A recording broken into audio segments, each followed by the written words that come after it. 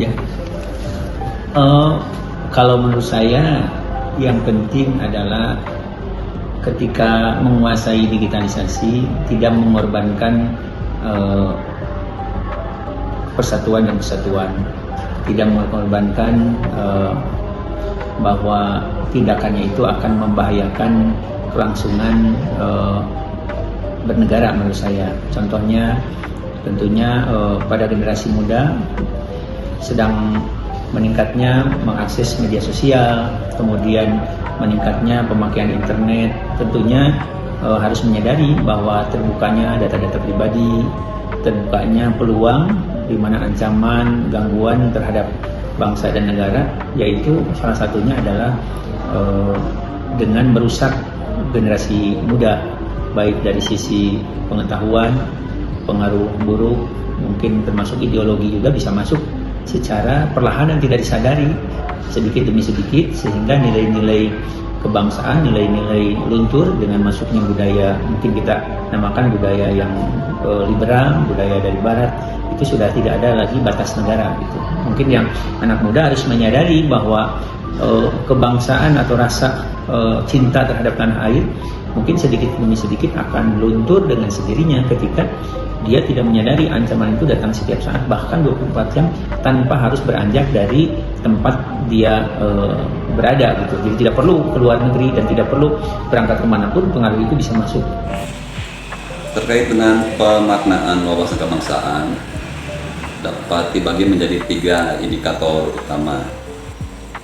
Nomor 1, memahami sejarah dan budaya.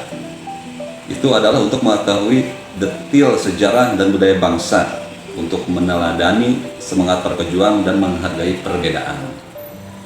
Yang kedua, menjadi pedoman perilaku, yaitu menjadikan wawasan kebangsaan itu sebagai acuan dalam bersikap dan bertingkah laku profesional serta bertanggung jawab sebagai pelayan publik. Terus yang ketiga, menjaga persatuan dan kesatuan.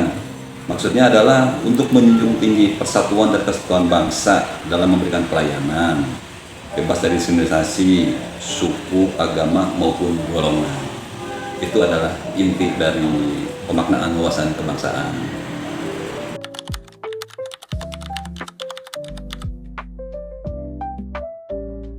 Kalau yang saya rasakan sebagai pimpinan pada sebuah SKPD, kalau sekarang itu mudah sekali orang membuat isu yang cukup mendapat perhatian, terutama misalkan pelayanan di institusi ini tidak baik misalkan.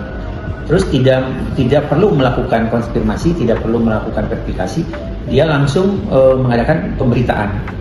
Nah, tentunya pengaruh media sosial terhadap dampak membuat persepsi masyarakat itu sangat besar. Menurut saya, kalau dibandingkan antara tadi cybercrime, hoax ini adalah yang sekarang sudah sangat dirasakan. Jadi itu mengancam saya rasa citra suatu organisasi. Jadi orang bebas saja untuk menjatuhkan organisasi itu, untuk menjelek-jelekan, dan bila yang menerima informasi itu tidak mempunyai akses mengkonfirmasi, malas mengakses, menerima begitu saja, itu sangat mudah sekali. Sebagai contoh, sekarang banyak sekali pemberitaan tentang rumah sakit, pasien mengadu, kemudian ketika diverifikasi ternyata masalahnya tidak sesederhana bahwa pelayanan yang kurang baik, misalkan ada jaminan kesehatan yang tidak dilunasi, jaminan kesehatan yang iurannya terhambat, atau mungkin bisa jadi permasalahan, maaf saya sebutkan, misalkan ada pasien yang untuk membuat kartu keluarga aja bingung, ini sebenarnya orang tuanya mana begitu. Nah, itu kasus-kasus seperti itu. Tapi ke masyarakat ketika melakukan hoax itu kan melihatnya dari sisi luar, dari yang jauh. Menurut saya dari yang tadi disebutkan, pilihannya hoax ini sudah sangat terasa sekali. Baik, berita bohong atau ujaran kebencian atau hoax di media sosial memang saat ini banyak beredar, terutama dibuat oleh orang-orang yang tidak bertanggung jawab. Maka dari itu kita harus bijak dalam memilih informasi. Kita harus mampu mengevaluasi berita-berita mana saja yang layak untuk dikonsumsi dan berita mana yang harus kita tinggalkan atau kita buang. Oleh karena itu, setiap pegawai wajib memiliki literasi digital. Artinya berpikir kritis tentang menentukan informasi apa saja yang bisa kita percaya, bisa kita pahami, dan menghindari adanya hoax karena dapat menyesatkan dan bahkan mungkin berbahaya bagi kehidupan kita. Oleh karena itu, tingkatkan selalu kemampuan atau literasi digital kita.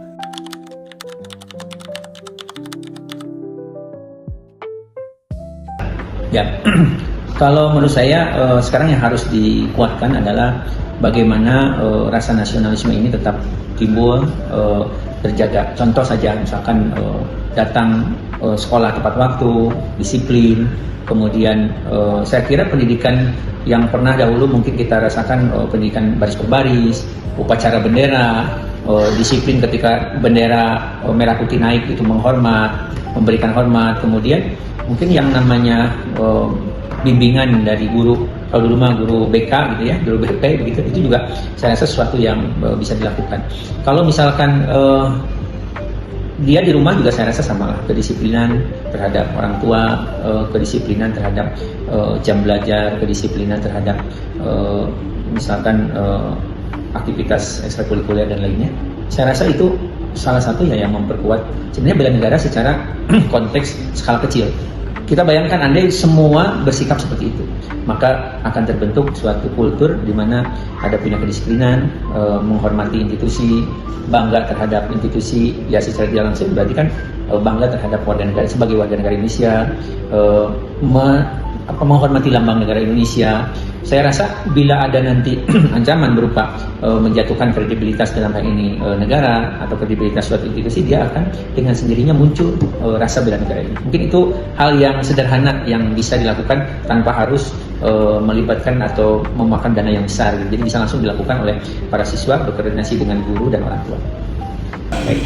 Terkait dengan pemaknaan wawasan kebangsaan bagi ASN adalah pemahaman yang mendalam tentang sejarah, budaya bangsa yang sebagai landasan dalam bertindak dikaitkan dengan ASN-nya.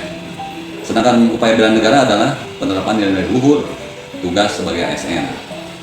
Upaya bela negara di tengah isu kontemporer, yaitu 4 hal tadi, AGHT, ancaman, gangguan, hambatan, dan tantangan, dapat dilakukan dengan melakukan pengembangan kemampuan analisis, peningkatan kewaspadaan ini terhadap ancaman seperti serangan cyber, radikalisme, serta penguatan disiplin dan integritas dalam pelayanan publik sebagai tujuan utamanya.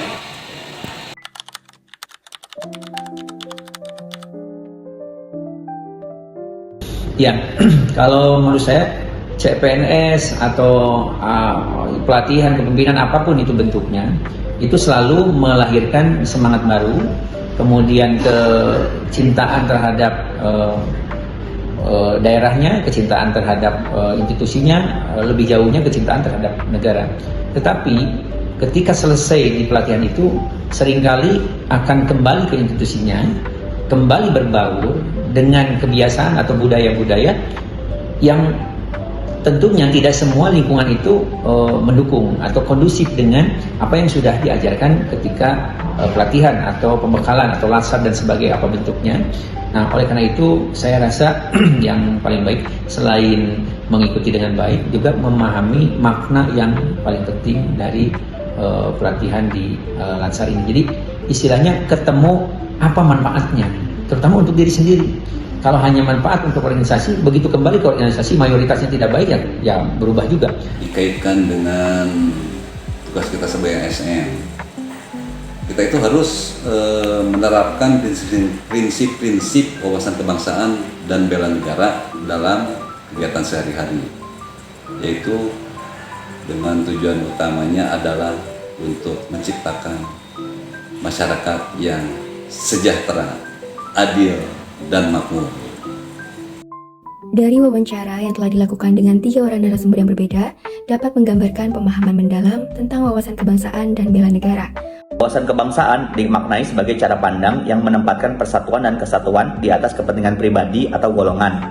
Dalam era digital, wawasan ini menuntut kemampuan generasi muda untuk bersikap kritis, selektif, dan cerdas digital, agar tidak mudah terpengaruh oleh ideologi asing, budaya liberal, dan konten negatif yang dapat mengikis nilai-nilai kebangsaan. Makna utama wawasan kebangsaan di era ini adalah menjaga jati diri bangsa, sekaligus menggunakan teknologi untuk memperkuat nasionalisme, memperluas wawasan, dan meningkatkan produktivitas bangsa. Terkait dengan isu strategis kontemporer yang dapat menimbulkan potensi AGHT, para narasumber menyoroti penyebaran hoaks dan ujaran kebencian sebagai ancaman non-militer yang paling nyata terhadap keutuhan bangsa. Dalam konteks ini, tantangan terbesar bangsa bukan lagi serangan fisik, melainkan perang informasi dan ideologi. Oleh karena itu, peningkatan kesadaran kritis dan literasi digital menjadi salah satu bentuk nyata bela negara di masa kini. Bela negara tidak selalu bentuk penjuarangan militer, tetapi dapat diwujudkan melalui tindakan sederhana namun bermakna seperti disiplin dan tanggung jawab dalam bekerja atau belajar, menghormati simbol negara, dan mengikuti upacara dengan hikmat, menumbuhkan semangat gotong royong, menghormati orang tua dan guru, aktif dalam kegiatan sosial dan organisasi kemasyarakatan. Konsistensi dalam menjalankan nilai-nilai ini akan membentuk nasionalisme dari tingkat akar rumput atau bisa disebut grassroots yang menjadi pondasi ketahanan nasional. Narasumber menguraikan 3 indikator utama pemaknaan wawasan kebangsaan. 1. Memahami sejarah dan budaya bangsa untuk menumbuhkan identitas nasional dan kebanggaan sebagai warga Indonesia. 2. Menjadikan wawasan kebangsaan sebagai pedoman perilaku melalui kejujuran, tanggung jawab, dan netralitas dalam pelayanan publik. 3. Menjaga persatuan dan kesatuan dengan menolak diskriminasi dan menghormati keberagaman sesuai prinsip Bhinneka Tunggal Ika. Dalam menghadapi maraknya hoaks dan ujaran kebencian, bela negara diwujudkan melalui literasi digital dan etika bermedia. Bentuk konkret tanggung jawab digital meliputi berpikir kritis dan memverifikasi kebenaran informasi, tidak menyebarkan konten provokatif, menggunakan media sosial untuk edukasi, menjadi teladan dalam etika bermedia sebagai ASN yang berintegritas. Dengan sikap bijak dalam dunia digital, masyarakat berkontribusi menjaga stabilitas sosial, politik, dan ideologis bangsa dari ancaman disintegrasi. Kesimpulan yang dapat diambil dari seluruh wawancara yang telah dilakukan ialah bahwa wawasan kebangsaan dan bela negara adalah 2 nilai fundamental yang harus dihidupkan kembali di tengah tantangan era digital. Bela negara masa kini bukan hanya soal pertahanan militer, melainkan komitmen moral, etika, dan profesionalisme dalam menjaga keutuhan bangsa melalui perilaku sehari-hari, baik di dunia nyata maupun digital. Generasi muda dan ASN memiliki peran penting sebagai garda terdepan penjaga ideologi dan persatuan bangsa dengan cara memperkuat literasi digital, meningkatkan integritas, dan menumbuhkan rasa cinta tanah air dalam setiap tindakan. Dengan demikian, wawasan kebangsaan bukan hanya konsep ideologis, tetapi menjadi panduan hidup dan pedoman perilaku dalam menghadapi dinamika isu strategis kontemporer yang berpotensi menimbulkan ancaman, gangguan, hambatan, serta tantangan terhadap NKRI.